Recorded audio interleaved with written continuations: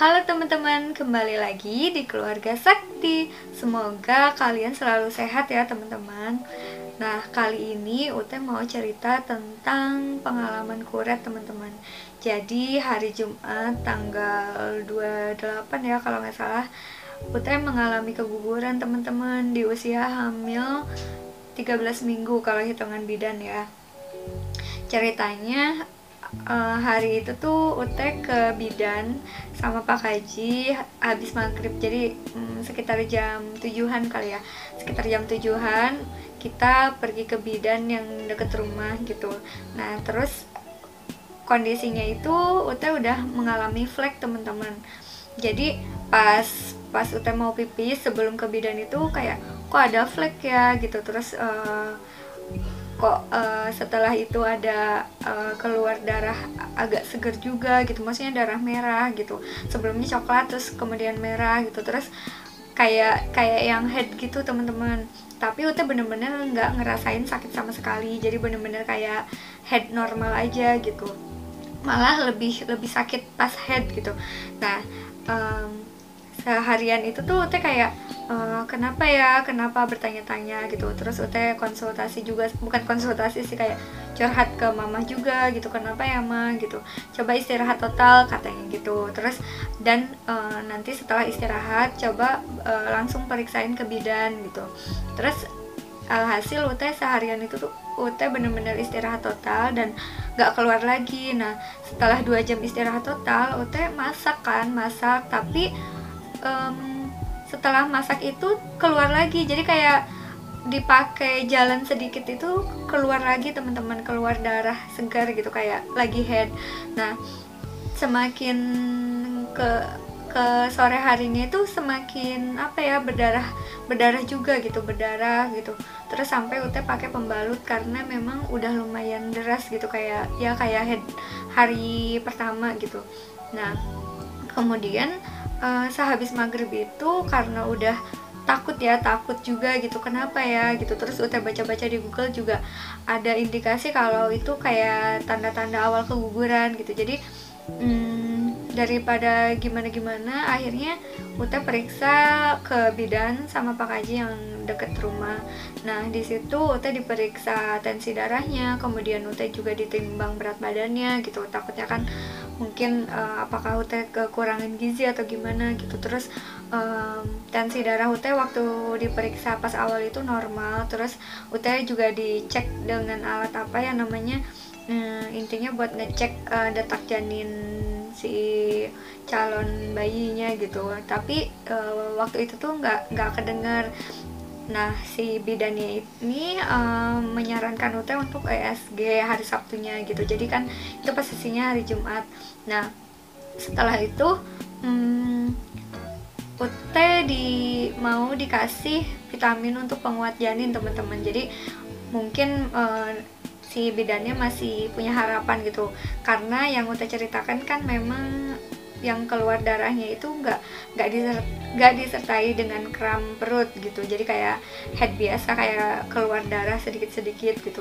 Nah saat bidannya mau ngambil obat dan vitamin, Ute tiba-tiba drop banget teman-teman. Jadi kayak tiba-tiba keringet dingin dan Ute merasa kesakitan luar biasa. Itu bener-bener kayak sumpah itu tuh kayak pengalaman Ute waktu dulu pas head, pernah juga pas SMA gitu.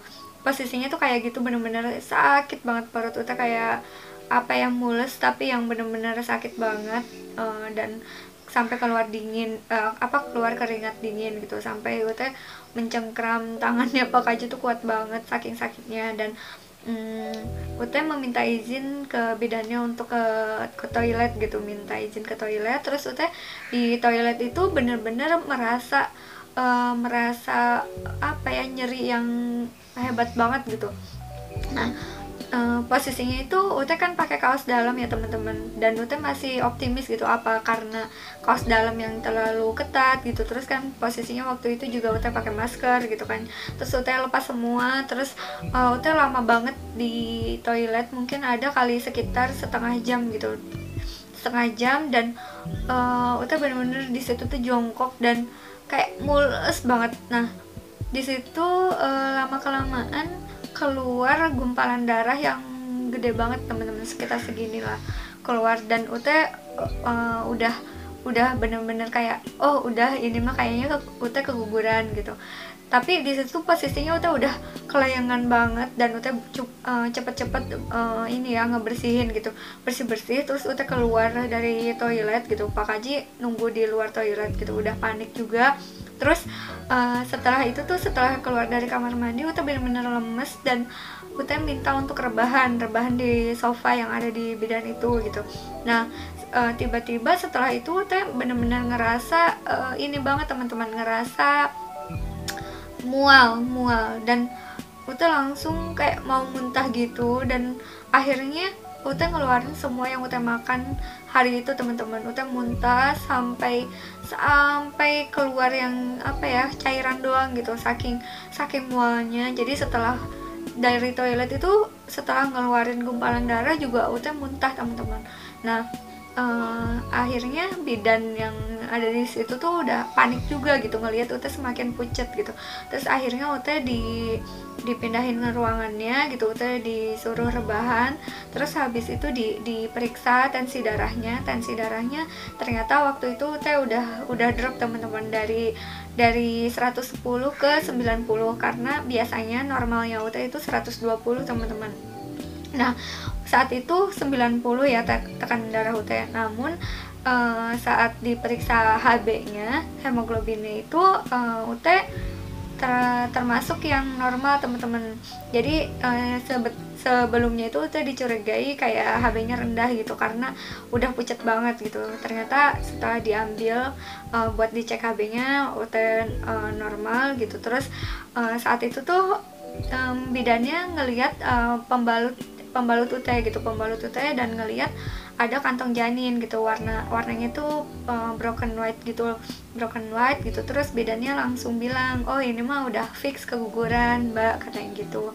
Jadi saat itu tuh kayak bener-bener ya Allah gitu kan, maksudnya berarti benar nih keguguran gitu kan.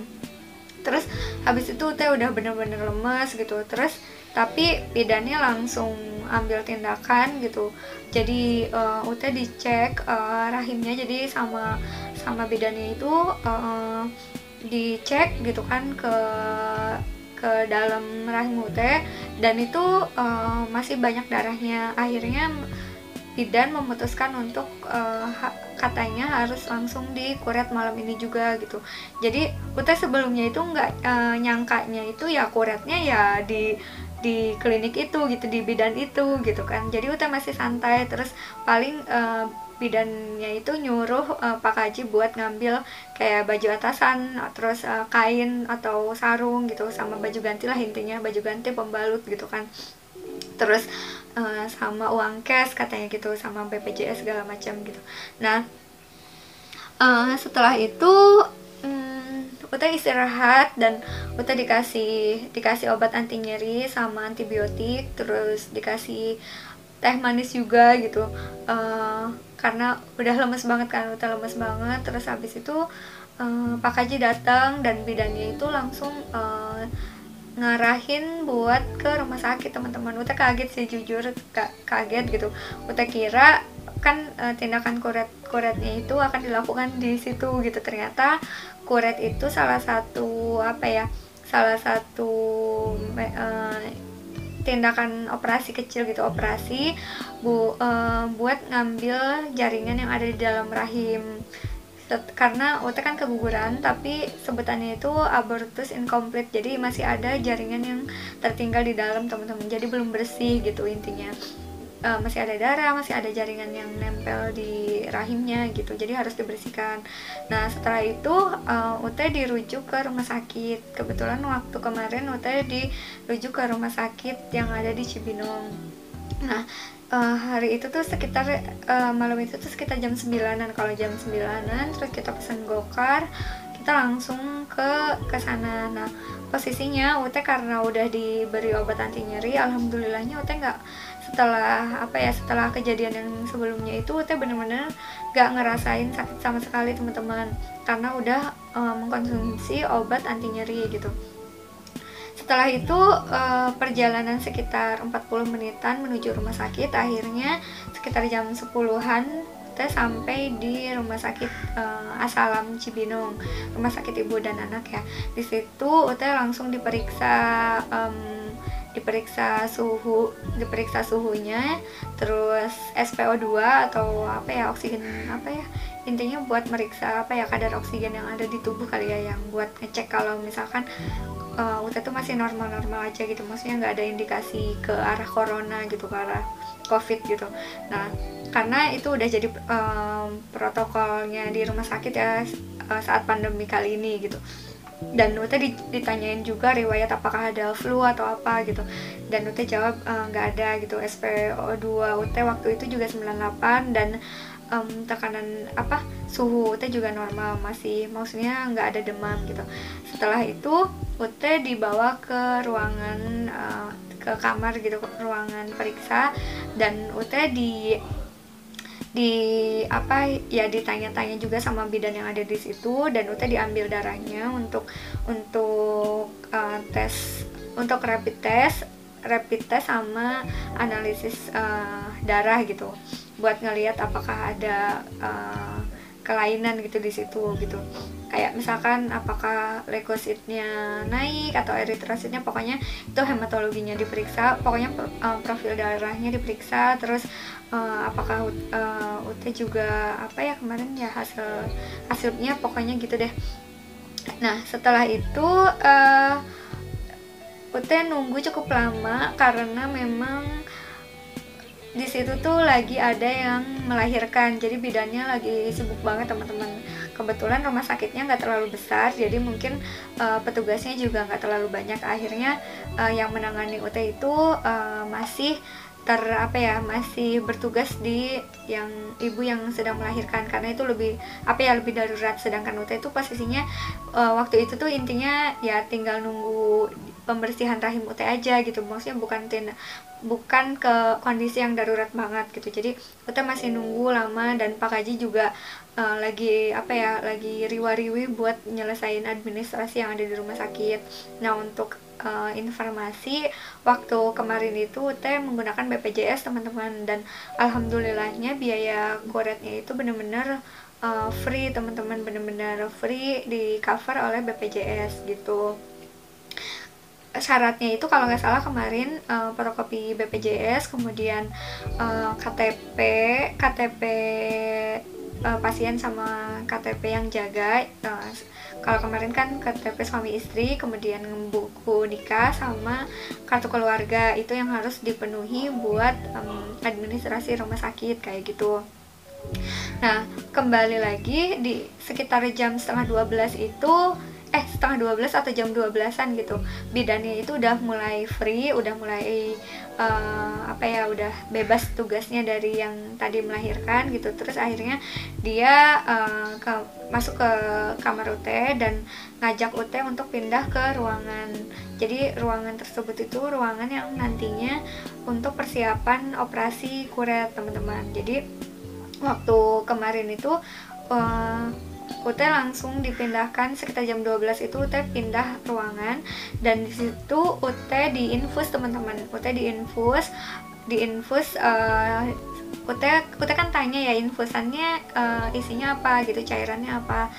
UT kira kan kayak infusan yang kalau misalnya kita sakit lemes gitu, itu kan biasanya nutrisi gitu kan, tapi nggak semuanya nutrisi sih, maksudnya yang UT kira gitu, yang UT kira itu nutrisi, ternyata itu tuh bukan nutrisi tapi cairan oksitosin. Jadi intinya cairan oksitosin itu untuk melebarkan rahim UT. Jadi karena kan untuk tindakan kuretase itu nanti akan ada alat yang buat ngeroknya gitu, jadi itu perlu jalannya itu perlu dilebarkan dulu, atau istilah medisnya itu dilatasi. Jadi tindakan kuret itu biasanya diawali dengan dilatasi dengan menggunakan cairan oksitosin. Jadi UT satu labu itu semalaman UT diinfus oleh cairan oksitosin buat melebarkan, katanya melebarkan jalannya gitu, melebarkan jalan. buat tindakan kuretase. Nah itu semalaman teman-teman, semalaman. Terus Pak Kaji juga ada di samping Ute. Pak Kaji bener-bener udah capek juga kan, riwa-riwi gitu kan, terus panik juga ngelihat Ute udah pucet gitu kan. Tapi posisinya sebetulnya waktu itu tuh, waktu Ute di infus itu bener-bener nggak ngerasain sakit, alhamdulillahnya nggak ngerasain sakit gitu ya. Nah setelah itu kita tidur terus, dan Ute di apa ya, posisinya waktu itu tuh masih ngeluarin darah teman-teman, masih ngeluarin darah. Terus selalu dicek juga sama bidannya gitu, sama bidannya takutnya ada pendarahan gitu, karena Ute juga disisipin rahim Ute tuh. Jadi bidannya itu masuk ke apa ya, masuk ke dalam rahim Ute gitu, dan dia nyisipin obatnya itu buat, nggak tahu buat ngeluruhin, mungkin nggak tahu apa ya, buat biar darahnya keluar gitu, agak bersih, biar agak bersih. Jadi di bawah Ute tidur itu dialasin sama ada alas yang buat nyerap darahnya itu, dan Ute diminta buat nggak pakai celana dalam karena biar darahnya itu keluar gitu.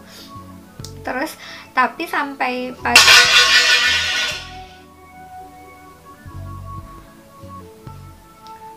lanjut ya teman-teman.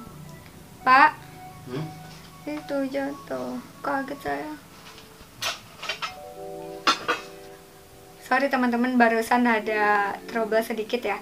Jadi waktu malam itu Ute tidur dialasin sama kayak buat nyerap darah gitu, dan Ute diminta buat nggak pakai celana dalam gitu kan, karena biar darahnya keluar dan dilihat gitu seberapa banyak yang keluar gitu. Dan bidannya terus cek kondisi Ute gitu, cek kondisi gitu, apakah pusing atau ngelihat darahnya juga gitu. Dan sampai pagi itu darah yang keluar itu nggak terlalu banyak teman-teman gitu, nggak terlalu banyak. Nah saat itu tuh Ute diminta untuk puasa, jadi dari jam 2 sampai jam 8 pagi teman-teman.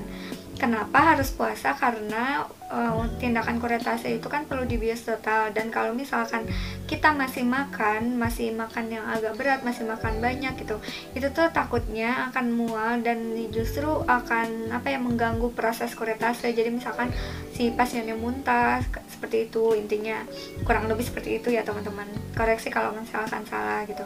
Jadi dari jam 2 Ute udah nggak boleh minum atau makan sama sekali sampai jam 8 pagi. Nah jam 8 paginya Ute dimasukkan ke ruangan operasinya, ginekologi kalau nggak salah. Nah di situ tuh posisinya Ute udah dipasang sama alat yang buat yang SpO2 nya juga, terus tersambung juga sama yang ECG. ECG tuh apa sih, elektrokardiogram apa ya, lupa lah pokoknya itulah. Jadi di situ dipantau gitu, apakah kadar oksigen Ute udah cukup, terus tensi darahnya udah cukup normal, terus detak jantung Ute juga apakah normal atau enggak gitu. Jadi sebelum tindakan kuretase itu kondisi tubuh kita itu harus bener-bener dalam kondisi yang udah siap gitu. Jadi nggak bisa langsung teman-teman. Jadi bener-bener bidannya juga mantau terus gitu, apakah ini udah siap nih gitu kan, udah aman gitu, apakah udah aman atau belum gitu untuk tindakan kuretase. Nah tibanya sekitar 8:30, kan waktu itu tuh Ute kayak kok lama banget gitu, itu kapan ya gitu, Ute bener-bener pengen cepet-cepet selesai gitu. Nah setelah itu tuh tiba-tiba bidannya itu datang dan bareng sama dokter kandungannya sama dokter anestesinya teman-teman. Posisinya itu waktu kemarin dokternya laki-laki dan Ute malu banget teman-teman. Jadi kaki Ute tuh dinaikin gitu, jadi kayak yang mau lahiran gitu, dan kaki Ute tuh diikat biar nggak ngeganggu proses kuretase ya, soalnya kan nanti dikerok gitu kan. Nah setelah itu tuh Ute dibius sama dokternya, dibius total teman-teman. Jadi Ute disuntik gitu kan, disuntik obat biusnya. Terus tiba-tiba Ute bener-bener nggak sadar sama sekali teman-teman, dan selama prosesnya itu Ute nggak ngerasain sakit sama sekali, sumpah. Jadi setelah sekitar 10 menit kalau kata Pak Kaji, prosesnya selesai teman-teman. Jadi gak terlalu lama untuk tindakan kuretase ini, cuman yang lama itu persiapannya. Jadi sekitar 8 jaman lah persiapan sebelum tindakan operasi itu gitu. Setelah 10 menit tindakan kuretnya selesai, Uta dibangunin sama bidannya gitu, bu bangun gitu kan. Terus Uta bangun, kayak bangun dari tidur yang nyenyak gitu. Terus tiba-tiba dibilang katanya, Bu udah selesai, kata ibu udah selesai gitu. Dan Ute kaget dong gitu kan, udah selesai gitu. Ute bener-bener gak ngerasain sakit teman-teman gitu. Terus di samping Ute juga udah ada Pak Kaji, jadi Ute yakin gitu, oh iya bener udah selesai gitu. Karena kan sebelumnya Pak Kaji gak boleh masuk gitu, gak boleh masuk. Jadi cuma ada dokter sama suster dan bidan gitu.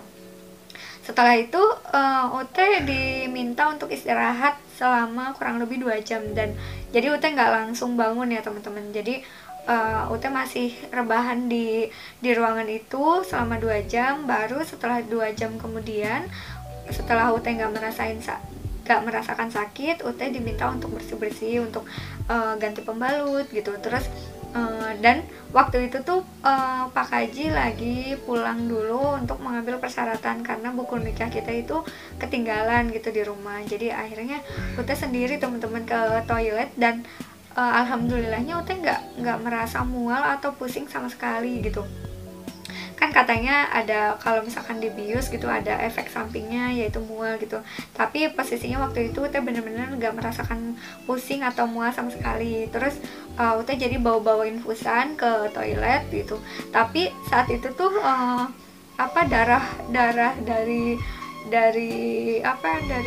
rahim Ute tuh ngucur encer gitu, ngucur deres banget, lumayan deres gitu. Ute cukup panik sih, cuman kayak Ute nggak merasa sakit sih sebetulnya. Ute nggak merasa sakit, jadi ya udah Ute siram, Ute bersihin, terus Ute pakai pembalut, Ute ganti baju, dan Ute tidur lagi, bukan tidur sih, siap-siap gitu, siap-siap. Dan barang-barang Ute juga masih di ruangan itu. Terus kita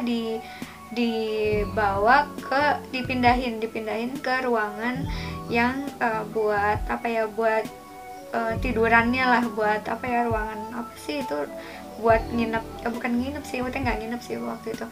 Jadi buat istirahat lah. Kalau kemarin kan itu di ruangan operasi gitu kan. Dan itu Ute dibawa pakai kursi roda teman-teman, pakai kursi roda, terus dipindahin ke ruangan. Dan di situ tuh Ute benar-benar istirahat gitu. Alhamdulillah Ute nggak merasakan sakit sama sekali. Terus Ute juga udah bisa makan.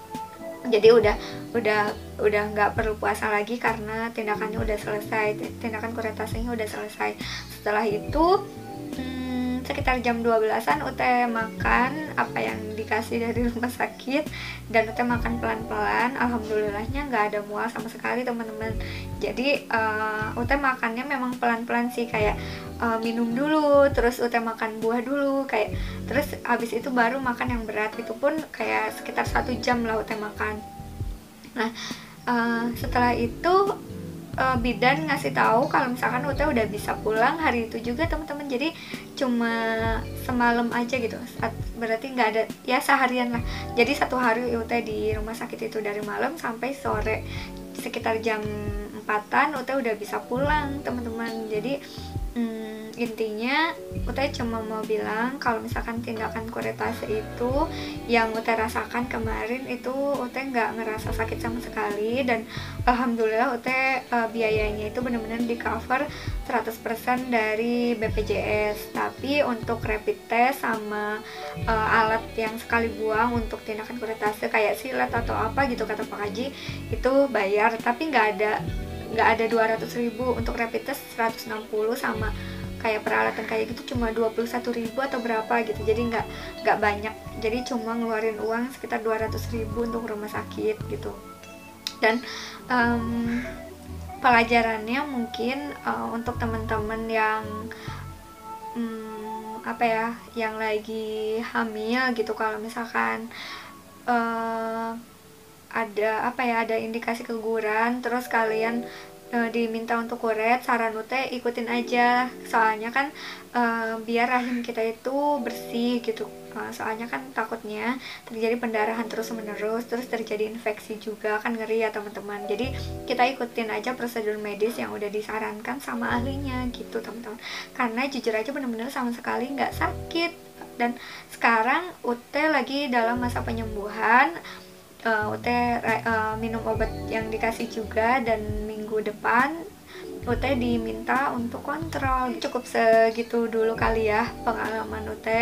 UT bener-bener apa ya, pesan buat kalian para perempuan di sana gitu, kalau yang lagi hamil gitu, apa ya, tolong jaga kandungannya baik-baik, jangan terlalu banyak pikiran. Kalau misalkan ada masalah sama pasangan, tolong bicarakan gitu, jangan apa ya, jangan diem-dieman gitu, karena itu ngaruh banget, jujur itu ngaruh banget. Terus makanan juga kayak gitu teman-teman. Semoga video ini bermanfaat ya teman-teman. Terima kasih yang udah nonton video ini, semoga kalian selalu sehat. Terima kasih. Akhirul kalam, assalamualaikum warahmatullahi wabarakatuh. Dadah.